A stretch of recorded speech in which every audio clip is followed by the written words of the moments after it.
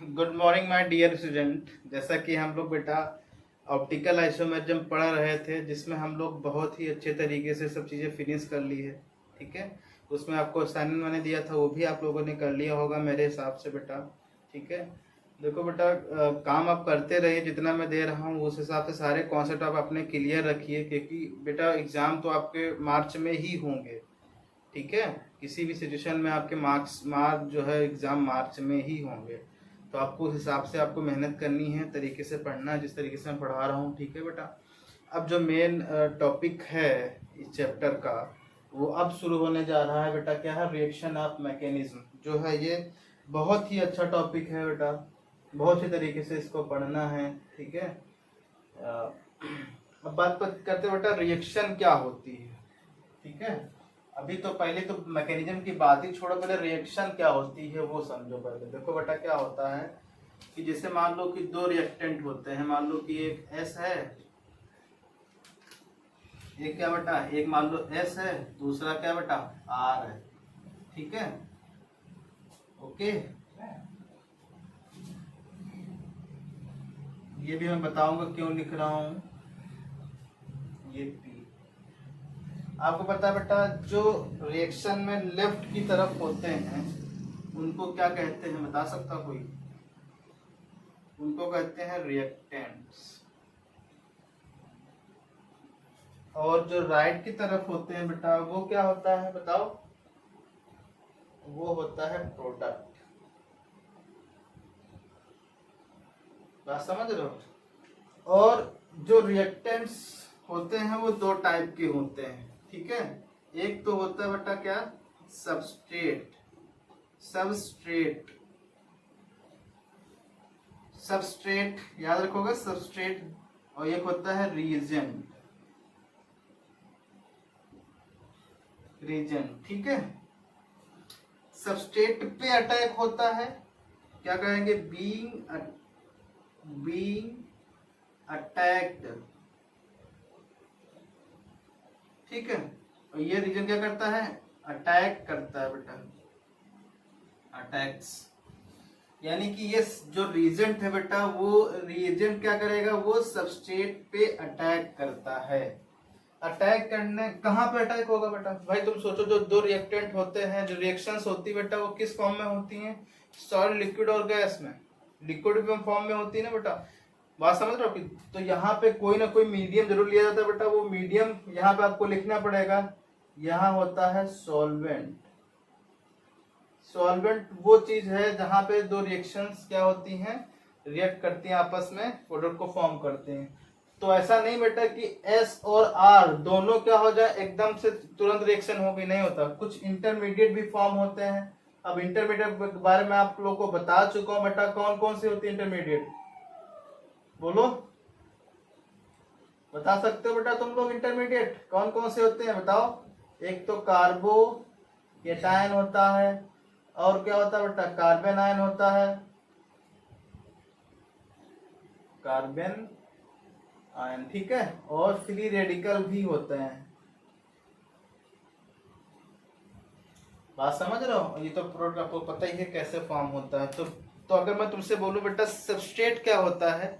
वो रिएक्शन जिसपे अटैक करता है क्या? रीजेंट।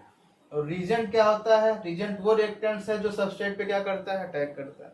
तो यहाँ पे मैकेनिज्म की क्या बात हुई बताओ? इसे सबसे पहले मैं बात करते बेटा, मैकेनिज्म कैसे, हाउ टू एक्सप्लेन मैकेनिज्म। इसके मैकेनिज्म आप कैसे एक्सप्लेन कर सकते हो, क्या हो सकते हैं? तो मैकेनिज्म को एक्सप्लेन करने से पहले आपके दिमाग में क्या क्या चीजें आती हैं भाई? देखो बेटा, दिमाग में ये चीजें ये आनी चाहिए, भाई ये क्यों अटैक कर रहा है इस पे? बात समझ आ रही कि नहीं आ रही बेटा? भाई क्यों अटैक कर रहा है इस पे? ये नहीं अटैक कर सकता इस पे, ये भी चीजें आनी चाहिए। ये भी मैकेनिज्म का पार्ट है। ये किस मीडियम में अटैक कर रहा है? सॉलिड, लिक्विड और गैस।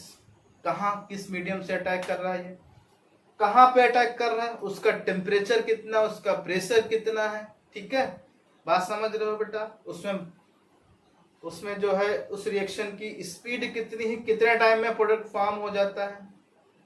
बात समझ रहे हो बेटा? कैटलिस्ट क्या यूज कर रहे हो? कैटलिस्ट यूज करने पे क्या इफेक्ट पड़ेगा रिएक्शन में, इन रिएक्शन पे? जल्दी बनेगी कि देर में बनेगी? ठीक है बेटा, अब ये भी तो होता है बेटा कि रिएक्टेंट का पार्ट भी अटैक करता है, ऐसा तो नहीं कि पूरा रिएक्टेंट उस पर अटैक करता है। रिएक्टेंट जो मिला होता है, बना होता है कुछ एटम से, वो कुछ एटम रिएक्टेंट के कुछ एटम सब्सट्रेट के कुछ एटम पे अटैक करते हैं। बात समझ रहे हो? ये सब चीजें कहाँ पे स्टडी करोगे तो सबसे पहले जो तुम्हारे दिमाग में आना चाहिए बेटा वो क्या आना चाहिए बताओ, बोलो। तो ये समझ गया बेटा कि रिएक्शन क्या होगी, रिएक्शन ये होती है। इसी चीजों सब चीजों को स्टडी करने के लिए जिस ब्रांच में स्टडी की जाती है उसको क्या बोलते हैं, रिएक्शन ऑफ मैकेनिज्म बोलते हैं। ठीक है, बात समझ गए बेटा, इसको नोट कर लिया होगा।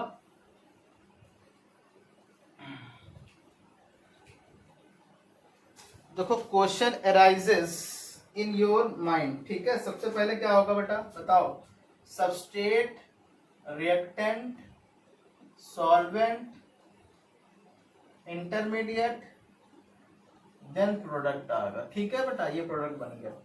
तो question arising in your mind, क्या आपको क्वेश्चन अराइज होते हैं बेटा बताओ, question arises in your mind. क्या क्या क्वेश्चन आ रहे हैं बेटा, देखो क्वेश्चन मैं तुमको बता दे रहा हूँ क्या क्या अराइज हो रहे हैं question. Why is reaction occurs, reaction होती क्यों है, क्यों रिएक्शन हो रही है बेटा। तो पहला क्वेश्चन ये है तुम्हारे दिमाग में, why is reactions occurs, reaction क्यों हो रही है बेटा बताओ, क्यों हो रही है। दूसरा क्वेश्चन है why is reagent, why is reagent attack on substrate, on substrate. ठीक है। Number third, which part of reagent attack on which part of substrate, मतलब समझ रहे हो, विच पार्ट ऑफ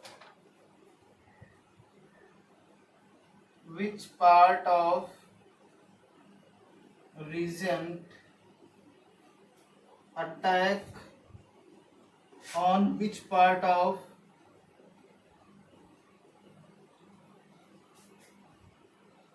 substrate, मतलब कौन सा पार्ट, रीजन का कौन सा पार्ट सबस्ट्रेट के किस पार्ट पे अटैक कर रहा है, ये सब चीजें। What is driving force?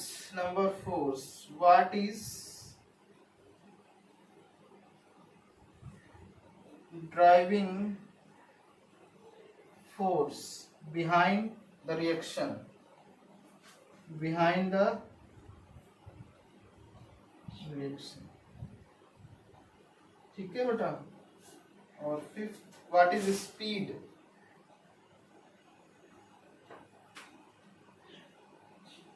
What is speed of reaction? ठीक है बेटा, What is speed of reaction? और नंबर फिफ्थ, मीडियम कैसा है। नंबर आपको फिफ्थ, ये इतना लिखो, पे भी बताते हैं। देखो बेटा इसमें देखो क्या है, मैं क्या बताने की कोशिश कर रहा हूँ वो पहले समझो बेटा। कि जैसे मैंने यहाँ पे लिखा कि क्वेश्चन आपके दिमाग में क्या आ रहे हैं बेटा बताओ, कि why is reaction occurs, reaction क्यों होती है, क्यों होती बेटा रिएक्शन, आपको पता है ना, क्योंकि हर एक कंपाउंड अपने आप को स्टेबल करना चाहता है। तो हो सकता है जब आपने दो रिएक्शन को क्या किया बेटा, दो रिएक्टेंट को क्या किया आपने, मिलाया आपस में, तो उस सिचुएशन में रिएक्शन उस जो कंडीशन में नहीं रह सकता है, तो क्या करेगा, अपनी फॉर्म को चेंज करेगा, अपने तरीकों को चेंज करेगा, अपने पुराने बॉन्ड्स को चेंज करके अपना नए बॉन्ड बना रहा बेटा। बात समझ रहे कि नहीं समझ रहे हो। तो उस सिचुएशन में हो सकता है वो कंपाउंड स्टेबल ना रहे, तो अपनी स्टेबिलिटी को प्राप्त करने के लिए उसने अपने पुराने बॉन्ड को तोड़ा और नया बॉन्ड क्या कर लिया बेटा, बना लिया। जैसे आप मर जाते हो ना बेटा, तो ऐसा तो है नहीं कि आप मर जाते हो, आप थोड़ी मरते हो, आपने जो शरीर धारण किया है वो मरता है, पुराने जो चीजें होती है उसको आप त्याग देते हो, नए कहीं पे कोई शरीर आप धारण कर लेते हो। वैसे रिएक्शन में भी है, देखो कहाँ से सर कहाँ घुमा दिया, ऐसा कुछ नहीं है बेटा, ठीक है ना। दिमाग में सोचना सर ये क्या बता रहे हैं, ऐसा कुछ नहीं है, ठीक है। आप ये समझो पहले कि रिएक्शन क्यों हो रही है बेटा, रिएक्शन इसलिए हो रही है क्योंकि कंपाउंड अपने आप को स्टेबल करना चाहता है, बस उस सिचुएशन में। इसे आपको पता बेटा कि जो वाटर है बेटा वो 0 डिग्री पे किस सिचुएशन में रहना चाहेगा, वो सॉलिड स्टेट में रहना चाहेगा। और वाटर 100 डिग्री सिचुएशन 100 डिग्री पे किस स्टेट में रहना चाहेगा, गैस स्टेट में। वाटर तो मॉलिक्यूल तो वही है ना बेटा, बात समझ रहे हो ना जो मैं कहना चाह रहा हूँ, ठीक है। तो why is reason attack, reason attack क्यों करता है भाई, तुम सोचो रीजन क्यों अटैक कर रहा है उस पर। वो भी क्या करना चाहता है, अपने आप को स्टेबल करना चाहता है। वो अटैक करेगा तभी तो पुराने बॉन्ड टूटेंगे और नए बॉन्ड बनेंगे ना बेटा। अटैकिंग वाला मतलब ऐसा तो नहीं, अटैक करना मतलब क्या है कि किसी के बॉन्ड जो है जल्दी ब्रेक हो गए। अब जल्दी ब्रेक होंगे तो वो जल्दी बॉन्ड फॉर्म करना चाहेगा ना बेटा। तो वो सिचुएशन उसी से देखता है कि कहाँ पे जल्दी बॉन्ड फॉर्म का, सराउंडिंग जो है उसके चारों तरफ कौन जल्दी बॉन्ड फॉर्म कर रहा है। बात समझ रहे हो जो मैंने कहने की कोशिश कर रहा हूँ, ठीक है। विच पार्ट ऑफ रीजन, मतलब रीजन का कौन सा पार्ट सबस्ट्रेट के किस पार्ट पे अटैक कर रहा है, ये चीज मैं आपको बहुत अच्छे समझाऊंगा क्योंकि यही पार्ट जो है बहुत ही काम का है, ठीक है। ये तुमको मैं बताऊंगा किस तरीके से रिएक्शन किस पार्ट का जो अटैक हो रहा है। जैसे आपको पता बेटा, जैसे क्या होगा, कार्बन होता है, कार्बन पे जो जाना होता है उसको लीविंग ग्रुप कहते हैं, एलजी बोलते हैं, और ये कंडीशन होती है, ठीक है। और जो रीजेंट होता है बेटा, जो रीजेंट होगा वो अटैक करेगा कहाँ पे, ये इस वाले कार्बन पर अटैक करेगा। अटैक करेगा तो ये क्या करना चाहेगा, ये लीव मतलब छोड़ के जाने वाला ग्रुप, ठीक है बेटा, वो चला जाता है, ठीक है। बात समझ है। जैसे इसको अगर मैं एग्जांपल के थ्रू बताऊं बेटा, जैसे एग्जांपल, जैसे आपने देखा होगा इस तरीके से, यहाँ पे Cl लगा है बेटा, यहाँ कार्बन है, यहाँ Cl लगा है, ये इसकी वैलेंसी, ये वैकेंसी। अब यहाँ पे OH ने अटैक किया इस पे, तो क्या होगा बेटा बताओ। तो ये इसको Cl को जाना होगा ना बेटा, जाना होगा तभी तो क्या बनेगा, ये बोलो, कार्बन OH से बॉन्ड फॉर्म करेगा और इस तरीके से नया कंपाउंड बन जाएगा। तो जो जाने वाला होता है उसको क्या बोलते हैं बेटा, वो लिविंग ग्रुप। जबकि कंपाउंड तो पूरा ये था ना, बोलो। और Na जो OH हो सकता है ये Na के साथ हो, तो ये बताने की कोशिश हो रही कि which part of reagent attack on which part of substrate. अब तुम सोचो बेटा, ये पूरा रीजेंट था लेकिन रिएक्टेंट में ये OH ने केवल सबस्ट्रेट के इस कार्बन पे अटैक किया, क्लोरीन पे अटैक क्यों नहीं किया, जबकि कंपाउंड तो वही है ना पूरा। बात समझ रहे हो बेटा। तो ये समझने की कोशिश करो कि यहाँ पे which part of reagent attack on which part of substrate, ये समझने की कोशिश करो बेटा। यहाँ पे पूरे पे कंपाउंड पे अटैक नहीं होगा, जहां पे अटैकिंग की सुविधा होगी बेटा वहां पे आप अटैक करोगे ना। जैसे आपको किसी चीज का शिकार करना है तो पूरे थोड़ी मार दो, कहीं एक पॉइंट पे। जैसे रावण को जब मारा था भगवान राम ने, तो कहाँ पे अटैक किया था बताओ, यही नहीं तो बता तुमको, कहाँ पे, नाभि पे अटैक किया था, नाभि पे अटैक किया, रावण मर गया। तो वैसे ही हर एक इंसान का अटैकिंग रीजन होता है जहां पे आप अटैक कर सकते हो। बात समझ रहे हो ना बेटा, बोलो। तो ये दिमाग में आना चाहिए। अब यहाँ बताया which driving force the reaction, driving force behind the reaction, बेटा बिहाइंड लिख लेना यहाँ पे, behind the reaction, behind the reaction मतलब समझ रहे हो, what is driving force. Driving force मतलब समझ रहे हो कि वो कौन सा फोर्स है जो ये करवाना चाहता है। जैसे यहाँ पे आपने लिख दिया क्या, सॉल्वेंट लिख दिया, मीडियम लिख सकते हो, यहाँ पे टेम्परेचर भी तो लिख सकते हो बेटा। टेम्परेचर क्या हो सकता है, प्रेशर क्या हो सकता है, ये आपने सब लोगों ने पढ़ा होगा अच्छे तरीके से, ठीक है भाई। यहाँ पे टेम्परेचर, प्रेशर, कैटलिस्ट, ये सब करवाते हैं रिएक्शंस को। वो कौन से फोर्सेस है।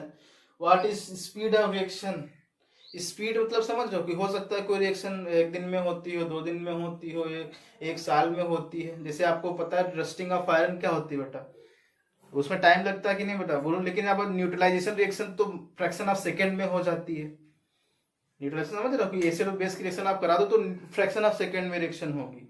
बात समझ रहे हो। तो इस तरीके से आपको समझना है बेटा। तो कुछ पॉइंट, 5th पॉइंट हो गए थे, कुछ पॉइंट और थे बेटा, उसमें लिख लो।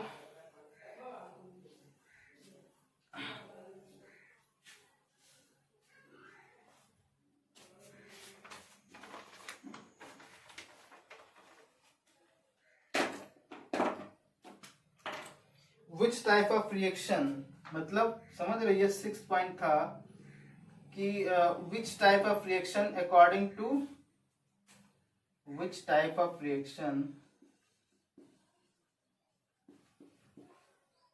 मतलब क्या कि वन स्टेप रिएक्शन है कि मल्टी स्टेप रिएक्शन है। वन स्टेप रिएक्शन, एक स्टेप में रिएक्शन हो रही है बेटा, कि क्या हो रही है बेटा बताओ, कि मल्टी स्टेप रिएक्शन।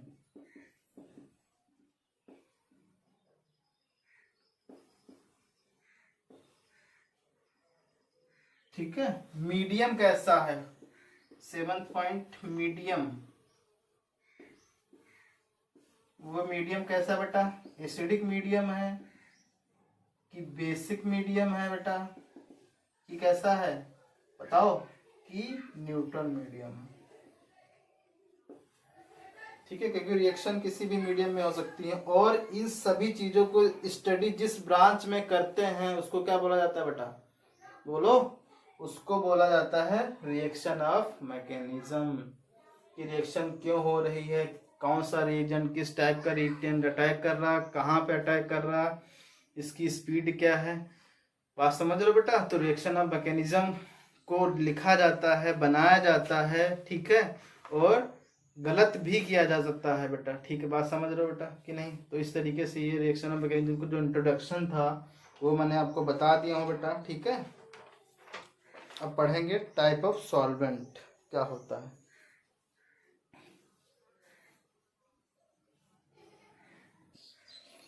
अब पढ़ेंगे बेटा सॉल्वेंट क्या होता है। सॉल्वेंट क्या होता है बेटा बताओ। जैसे आपने देखो, जैसे आपने क्या किया, कोई बीकर लिया बेटा, ठीक है ना, तो बीकर में तुमने कोई रिएक्टेंट लिया बेटा, रिएक्टेंट ए लिया, ठीक है, रिएक्टेंट ए, ये इसका रिएक्टेंट ए का जो है एक्वस फॉर्म है। क्या है बेटा, एक्वस फॉर्म तो जली विल है, मतलब पानी के साथ है। और यहाँ पे लिया क्या बेटा, रिएक्टेंट बी, ये भी क्या है बेटा, रिएक्टेंट बी जब मिक्स होगा, इसमें वाटर के अंदर रिएक्शंस हो रही है बेटा, बोलो।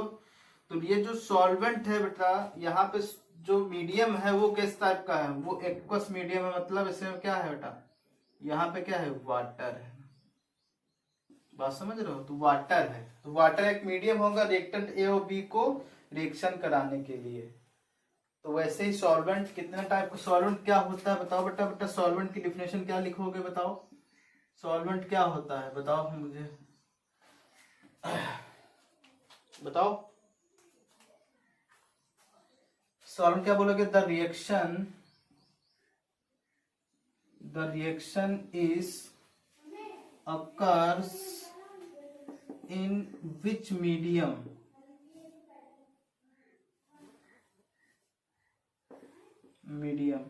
the medium is called,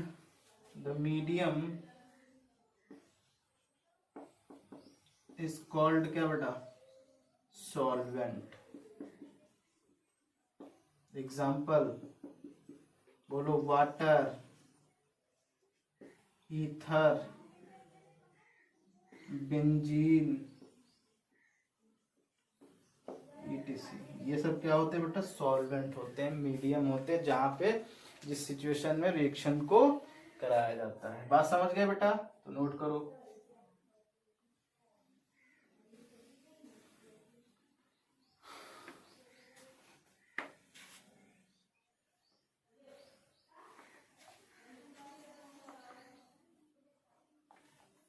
अब देखो type of solvent, types of solvent, एक होता है पोलर सॉल्वेंट, दूसरा क्या होता है बेटा, नॉन पोलर सॉल्वेंट।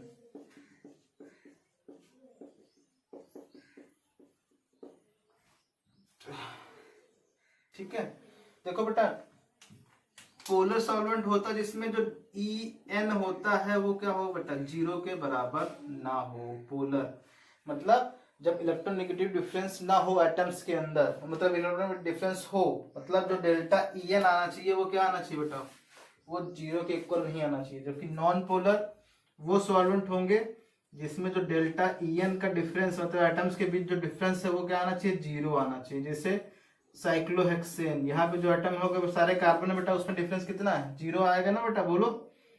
बेंजीन जैसे है उसमें भी कैसा आएगा बताओ, normal butane, normal pentane, normal hexane, 1 2 3 4 5 6। तो इस तरीके से क्या कर सकते हैं, ये नॉन पोलर होते हैं, जिनमें एन का डिफरेंस क्या होता है बेटा, 0 के बराबर होता है, एटम्स के बीच जो सेम एटम्स लगे होते हैं। यहाँ पे जबकि ऐसा नहीं होता, जो पोलर सॉल्वेंट होते हैं वो दो टाइप के होंगे बेटा, कौन से, एक होता है बेटा पोलर प्रोटिक सॉल्वेंट, और ये क्या होता है, पोलर अप्रोटिक सॉल्वेंट।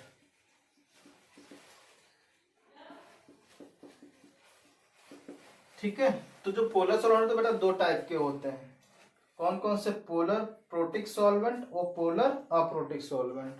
बात समझ रहे हो बेटा। तो यहाँ पे पोलर जो प्रोटिक सॉल्वेंट होते हैं ये कितने टाइप के होंगे बेटा, देखो पोलर प्रोटिक सॉल्वेंट क्या होते हैं, डिफिनेशन लिखो, दोज सॉल्वेंट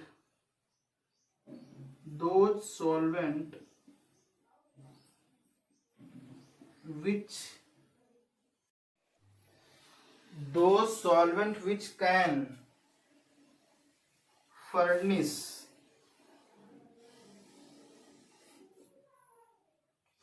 H+ आयन, मतलब वो सॉल्वेंट जो क्या होते हैं बेटा, बोलो, वो सॉल्वेंट जो क्या होता है जिनके बीच इलेक्ट्रोनेगेटिव डिफरेंस हो और वो क्या हो, H+ डोनेट कर रहे हैं, दे देते, जैसे यहाँ पे देखो बेटा OH है बेटा, NH2 हो गया, ठीक है, और क्या हो सकता है, H2O हो सकता है बेटा, H2O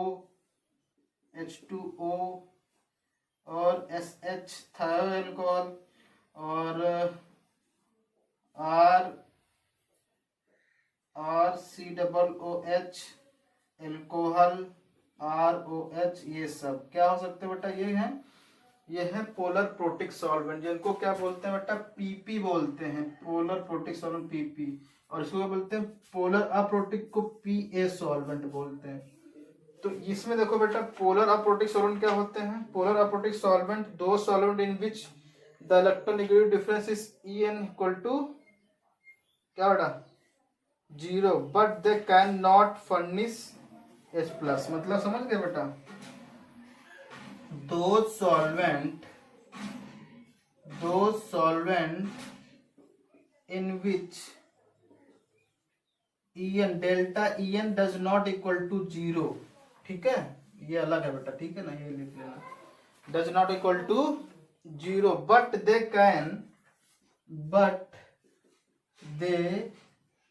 can not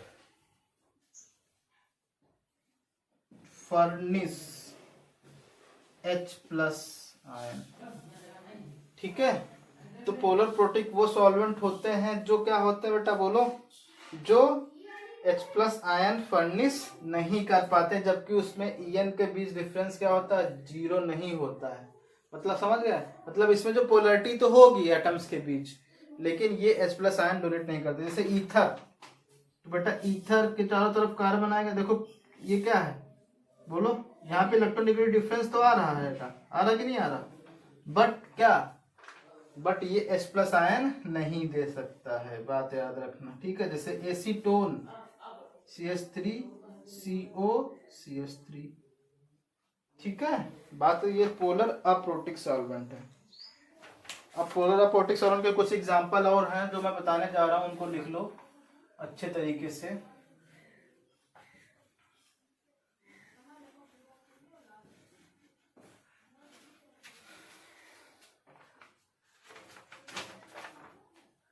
PA polar protic solvent, PA solvent, कौन कौन से एग्जांपल लिखा था अभी बेटा मैंने, एक तो ईथर लिखा था CH3CO CH3, इसको क्या बोलते हैं बेटा, ईथर नहीं, ये है बेटा डाइमेथाइल ईथर है, तो इसको ईथर ही बोलते हैं, यहाँ ईथर एसीटोन होता है ऐसे ही COCH3, ये क्या है बेटा एसीटोन।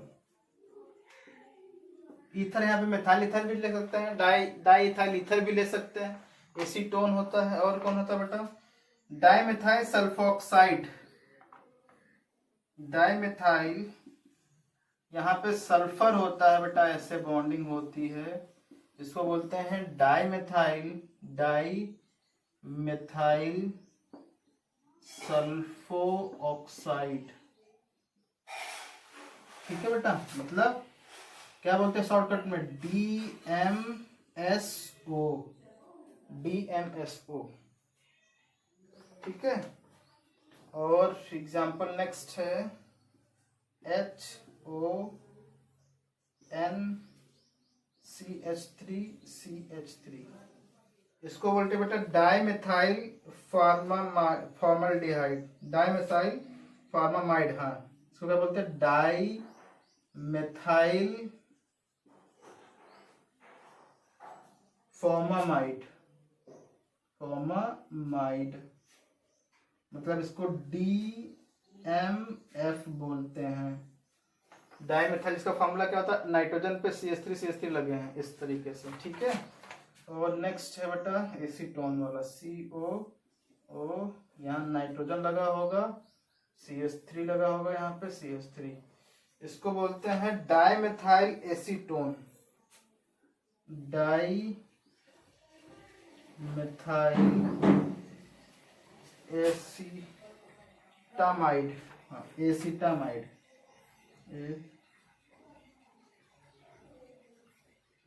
डाइमिथाइल एसीटामाइड, इसको क्या बोलते हैं DMA, डाइमिथाइल एसीटामाइड। ठीक है, DMA। तो ये थे बेटा पोलर एप्रोटिक सॉल्वेंट। वो क्या होते हैं जिनमें H+ फर्निश हो जाता है, वो पोलर प्रोटिक सॉल्वेंट होते हैं। तो इस टाइप का आपको पता हो गया बेटा कि मीडियम किस तरह का सॉल्वेंट होता है, रिएक्शंस क्या होती है, रिएक्शन मैकेनिज्म की इंट्रोडक्शन क्या होता है, ये आप लोग समझ गए होंगे बेटा। ठीक है, तो अब नेक्स्ट स्टार्ट करेंगे कल। ओके बेटा, थैंक यू।